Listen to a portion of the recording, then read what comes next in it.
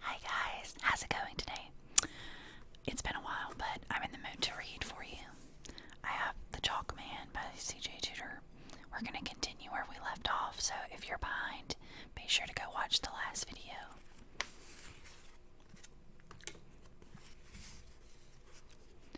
"1986. Despite being the biggest and our gang's unspoken leader, Fat Gav was actually the youngest. His birthday was at the beginning of August, at the start of the school holidays. We were all pretty jealous of this. Me in particular, I was the oldest. My birthday was also in the holidays, 3 days before Christmas. It meant instead of getting 2 proper presents, I nearly always got the one big present, or 2 not so good ones. Fat Gav always got loads of presents, not just because his mom and dad were loaded, but also because he had a million relatives, aunts and uncles and cousins and grandparents and great-grandparents. I was a bit jealous of this too. I only had my mom and dad and my gran, who we didn't see very often because she lived miles away and also because she was going a bit dippy, as Dad put it. I didn't really like visiting her. Her living room was always too hot and smelly, and she always had the same stupid film playing on the TV.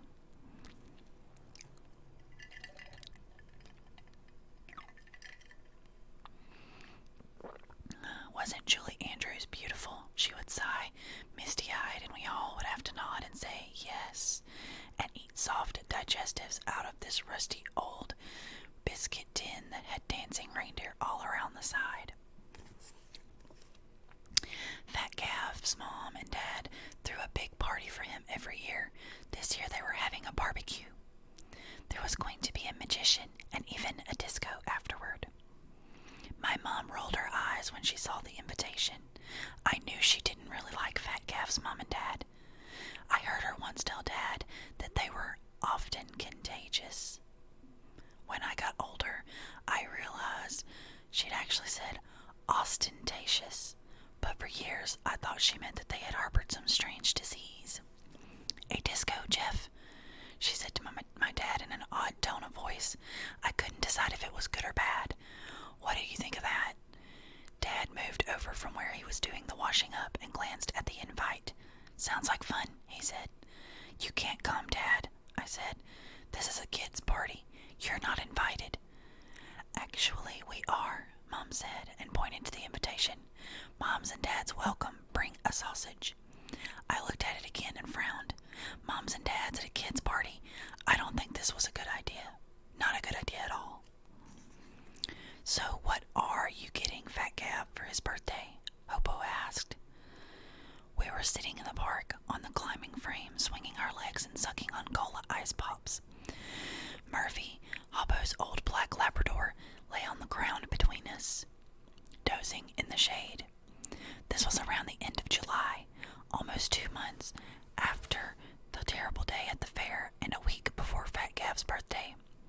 Things were starting to get back to normal, and I was glad. I wasn't really a kid who liked excitement or unexpected drama. I was, and have remained, someone who likes routine.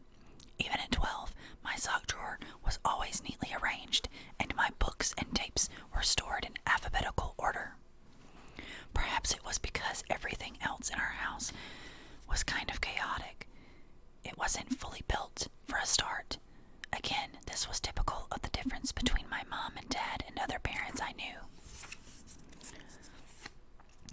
Aside from Oppo, who lived with his mom in an old terraced house, most of the kids at school lived in nice modern houses with neat square gardens that all looked the same. We lived in this old, ugly Victorian house, which seemed to be constantly surrounded by scaffolding. Out back it had been overgrown garden, and I had never managed to fight my way to the end of and upstairs, at least 2 rooms where you could see the sky through the ceiling.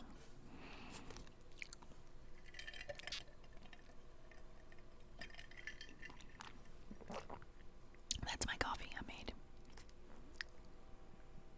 Excuse me. Mom and Dad had bought it as a fixer-upper when I was really small. That That was 8 years ago, and as far as I could tell, there was still a lot more fixing upping required. The main rooms were all livable-ish, but the hallway and kitchen had bare plaster on the walls and nowhere had any carpet. Upstairs, we still had the old bathroom, a prehistoric enamel bath with its own resident house spider, a sink that leaked, and an ancient loo with a long chain of flush and no shower. As a 12-year-old kid, I found it mortally embarrassing. We didn't even have an electric fire. Dad had to chop logs outside, bring them in, and light a fire, like it was a friggin' dark ages. When are we going to finish getting the house built? I would ask sometimes. Well, building work takes time and money, Dad would say. Haven't we got any money? Mom's a doctor. Fat Gav says doctors make loads of money. Dad sighed. We've discussed this before, Eddie. Gavin does not know everything about everything, and you have to remember, my work isn't as well paid as some, or as regular. More than once, I almost blurted out, why can't you just go and get a proper job then? But that would upset my dad, and I didn't want to do that. I knew Dad often felt guilty about money because he didn't earn as much as Mom. In between the stuff he wrote for magazines, he was trying to write a book. Things will change when I'm a best-selling author, he would often say, with a laugh or a wink. He pretended he was joking, but secretly I think he believed that one day it would actually happen. It never did. He got close. I know he submitted manuscripts to agents, and even had some interest from one for a while, but somehow nothing ever came of it. Perhaps if he hadn't started to get ill, he might have eventually made it. As it was, when the illness started to eat away at his mind, the first thing it swallowed was the thing he loved the most, his words. I sucked harder on my ice pop. I haven't really thought about a present, I said to Hobo. A lie. I had thought about it, long and hard. That was the problem with Fat Gav. He had pretty much everything, and buying him a present he liked was really difficult. What about you? I asked. He shrugged. Dunno yet. I changed tack. Is your mom coming to the party? He pulled a face. I'm not sure. She might be working. Hoppo's mom worked as a cleaner. You'd often see her trundling through around the streets in her rusty old car, the boot piled high with mops and buckets. Metal Mikey called her a chippo behind Hoppo's back. I thought that was a bit cruel, but it's true that she didn't look a bit like a gypsy. Okay, sorry. With her straggling gray hair and shapeless dresses. I'm not sure where Hoppo's dad was. Hoppo never really spoke about him, but I got the impression he had left when Hoppo was small. Hoppo had an older brother too, but he'd gone to join the army or something. Thinking back, I guess one of the reasons our gang all hung out together was that none of our families was exactly normal. Are your mom and dad coming? Hoppo asked. I think so. Just hope that they don't make it really boring. He shrugged. It'll be okay. And there is going to be a magician. Yeah. We both grinned. Then Hoppo said, We could go down the shops now, if you like. Look for something for Fat Gav. I hesitated. I liked hanging out with Hoppo. You didn't have to act clever all the time, or be on guard. It was just easy. Hoppo wasn't the brightest kid, but he was one of the kids who just knew how to be. He didn't try to be liked by everyone, like Fat Gav, or change his face to fit in, like Metal Mikey, and I kind of respected him for that. That's why I felt a bit bad now when I said, Sorry, I can't. I have to get back to help Dad with some stuff in the house. That was usually my get-out clause. No one could doubt that there was plenty of stuff that needed doing in our house. Hoppo nodded, finished his ice pop, and chucked the wrapper on the floor. Okay, well, I'm gonna walk Murphy. Okay, see you later. See you.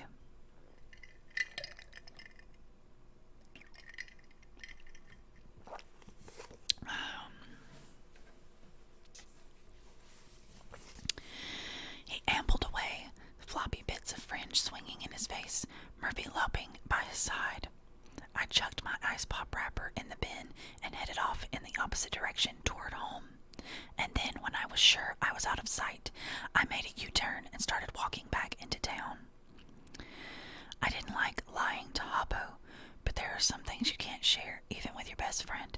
Kids have secrets too, more so than adults sometimes. Out of our gang, I knew I was the nerdy one, studious, slightly square. I was the sort of kid who liked to collect stuff, stamps, coins, model cars, other stuff too, shells, birds, skulls from the woods, keys. Surprising how often you could find a lost key. I liked the idea that I could sneak into people's houses, even if I didn't know who the keys belonged to or where the people lived. I was pretty precious about my collections. I hid them well and kept them safe. I suppose, in a way, I liked the feeling of control. Kids don't have a lot of control over their lives, but only I knew what was in my boxes, and only I could add stuff or take it away. Since the fair, I had been collecting more and more. Stuff I found, stuff people left lying around. I had started to notice how careless people were, like they didn't realize how important it was to hold on to things or they could be gone forever. And sometimes, if I saw something I had absolutely had to have, I took stuff I really should have paid for. Enderbury was not a big town, but it got really busy in summer with coach loads of tourists, most of them American. They hobbled around, cluttering up the narrow pavements in their flowered sundresses and baggy shorts, squinting at maps and pointing up at buildings. As well as the cathedral, there was a market square with the big Dabenhams, a lot of small tea shops, and one posh hotel. The high street had mostly boring shops like a supermarket and a chemist's and a bookshop. However, it had a huge Woolworths. As kids, Woolworths, or Woolies, as everyone called it, was our absolute favorite shop. It had everything you could ever want. Aisles upon aisles of toys, from big expensive ones to loads of cheap plastic crap which you could buy a ton of and still want to change left for the pick and mix counter. It also had a really mean security guard named Jimbo, who we were all pretty scared of. Jimbo was a skinhead, and I'd heard that beneath his uniform he had a lot of tattoos, including a huge swastika on his back. Fortunately, Jimbo was pretty useless at his job. He spent most of his time loitering outside, smoking and leering at girls. That meant, if you were smart and quick, it was dead easy to avoid Jimbo's attention by just waiting until he was distracted. Today my luck was in. A group of teenage girls was hanging around the phone booth just down the street. It was warm, so they were wearing miniskirts or shorts. Jimbo was leaning against the corner of the store, a cigarette dangling from his fingers, tongue scraping the floor, even though the girls were only a couple years older than me, and he was like 30 or something.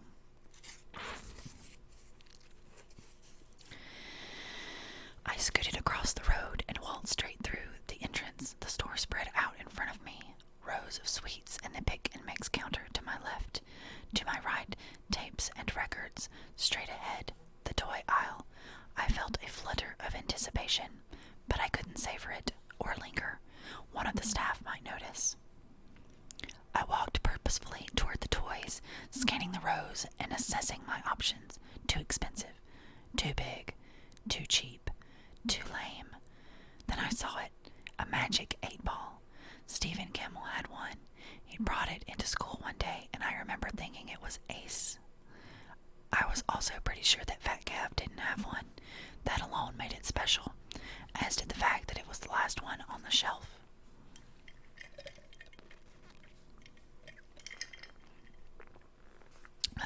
I packed it up and glanced around. Then, in one swift move, I slipped it into my rucksack. I sauntered back toward the sweets. The next bit took nerve. I could feel the weight of my illicit blunder banging against my back.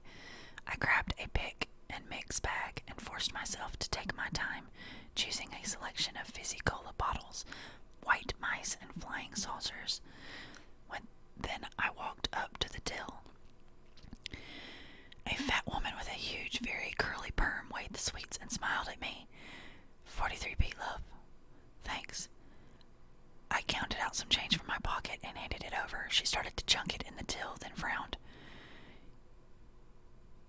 be short-lived. Oh, crap, I fumbled in my pocket again.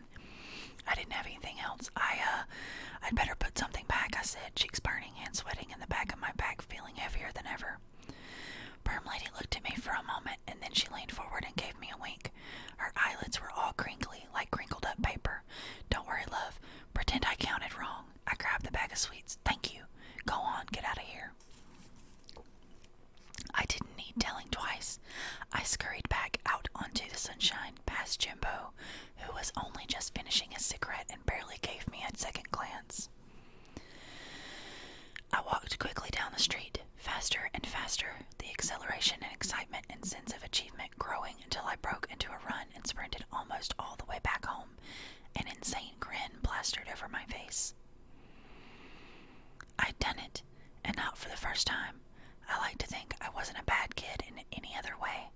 I tried to be kind, not to rat out my friends or bitch behind their backs.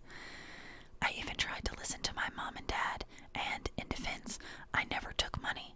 If I found someone's wallet on the floor, I'd give it back with all the cash inside. But maybe something like a family photo missing. I knew it was wrong, but, like I said, everyone has secrets, things they know they shouldn't do, but do anyway. Mine was taking stuff, collecting things. The crappy thing it was only when I tried to take something back that I really screwed up. It was hot the day of the party. It seemed like every day was summer. Every day that summer was hot. I'm sure it wasn't. I'm sure a weatherman, a proper one, not like my dad, would say that there were loads of rainy, overcast, and downright miserable days, too. But memory is weird, and time works differently when you're a kid. 3 hot days in a row is like a month of hot days to an adult. Fat Gav's birthday was definitely hot. Clothes sticking to your body, car seats burning your legs, tarmac melting on the hot pavement. Won't need a barbecue to cook the food at this rate, Dad joked as we left the house. I'm surprised you're not telling us to pack raincoats, Mom said, locking the door and giving a few hard tugs just to check. She looked pretty that day. She was wearing a plain blue sundress and Roman sandals. Blue suited her, and she'd put a little sparkly clip on the side of her dark fringe, pulling it off her face. Dad looked, well, like Dad, in cut-off denim shorts, a t-shirt with Grateful Dead scrawled across it, and leather sandals on his feet. Mom had at least given his beard a trim. Fat Gav's house was on one of the newest estates in Enderbury. They'd only moved there last year. Before that, they'd all lived above the pub. Even though the house was almost new, Fat Gav's dad had extended it, so it had lots of extra bits that didn't quite match the original house, and these big white pillars outside the front door, like in pictures of ancient Greece. Today they had lots of balloons with 12 on them, and there was a big sparkly banner across the door that read, "Happy Birthday, Gavin."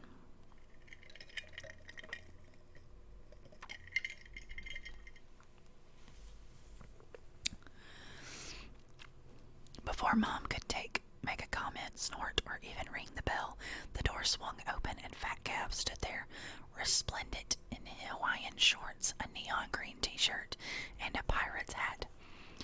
"Hi, Mr. and Mrs. Adams. Hi, Eddie." "Happy birthday, Gavin," we all chorused, although I had to catch myself not to say Fat Gav. "Barbecue's out the back," Fat Gav told Mom and Dad, and then he grabbed my arm. "Come and see the magician. He's awesome." Fat Gav was right. He was awesome. The barbecue was pretty good, too. There were also loads of games, and 2 big buckets filled with water and water pistols. After Fat Gav had opened his presents and said the magic 8-ball was ace, he had a massive water fight with some other kids from school. It was so hot, you were dry almost as soon as you got soaked. Halfway through, I realized I needed the toilet. I padded back up the garden, tripping slightly past the adults who were all standing around in small groups, clutching plates and drinking beer out of bottles and wine out of plastic cups. Nikki's dad had come, which surprised everyone. I didn't think Vickers did things like going to parties or having fun. his white collar. You could spot him a mile off, with it gleaming under the sun. I remember thinking he must be bloomin' hot. Maybe that was why he was drinking so much wine. He was talking to Mom and Dad, which also surprised me, as they were really into church stuff. Mom spotted me and smiled. You okay, Eddie? Yeah, Mom, great. She nodded, but she didn't look very happy. As I wandered past, I heard my dad say, I'm not sure this is a subject we should be discussing at a children's party. Reverend Martin reply faded in my ears, but it's the lives of children we're talking about. It didn't make any sense to me, just adult stuff. Besides, I was already distracted by something else. Another familiar figure, tall and skinny, covered up in dark clothes despite the blistering heat, and wearing a large floppy hat, Mr. Halloran. He stood at the far end of the garden near a statue of a little boy peeing into a bird bath, chatting to some other moms and dads. I thought it was a bit odd that Fat Calf's parents had invited a teacher to his party, especially one that didn't have started at school yet. But maybe they were just trying to make him feel welcome. They were like that. Plus, Fat Calf once told me, my mom makes sure she knows everyone. That way she knows everyone's business too. In that weird way where you always feel when someone is staring at you, Mr. Halloran glanced around, saw me, and raised a hand. I half raised my hand back. It was a bit awkward. We might have saved Waltzer Girl's life together, but he was still a teacher, and it wasn't cool to be seen waving at a teacher. Almost like he knew what I was thinking, Mr. Halloran gave a small nod and turned away. Gratefully, and not just because of my bulging bladder, I hurried past the patio and through the French doors. Inside the living room, it was cool and dark. I let my eyes adjust. Presents were strewn everywhere, dozens and dozens of toys. Toys I had on my wish list for my birthday, but knew I would never get. I looked around enviously, and that's when I saw it, a medium-sized box string right in the center of the room. Wrapped up in Transformers wrapping paper, unopened. Someone must have arrived late and left it. No way would Fat Gav have left a present unopened otherwise. I did what I needed to do in the bathroom, then looked at the present again on my way back through the living room. After a moment's hesitation, I grabbed it and took it outside with me. Groups of kids were scattered about. Fat Gav, Nikki, Metal Mikey, and Hoppo were all sitting together in a semicircle on the grass, drinking pop, looking red and sweaty and happy. Nikki's hair was still a bit wet and tangled. Drops of water glistened on her arms. She was wearing a dress today. It suited her. It was long and had flowers on it. It covered some of the bruises on her legs. Nikki always had bruises. I don't remember ever having seen her without a brown or purple mark somewhere. Once she even had a black eye. Hey, Munster, Fat Gav said. Hey, guess what? You finally stopped being such a wanker. Haha, I found a present you haven't opened yet. No way, Jose. I opened everything. I held the box out. Fat Gav grabbed it. Awesome. Who's it from? Nikki asked. Fat Gav shook it, studied the wrapping paper. No tag. Who cares? He started to rip the paper bag open. Then his face fell. What the hell? We all stared at the present. A big bucket full of multicolored chalks. Chalks? Metal Mikey snickered. Who bought you chalks? I don't know. There's no tag, genius, Fat Gav said. He took the top off the bucket and pulled out a couple of chalks. What am I going to do with this shit? It's not that bad, Hoppo started to say.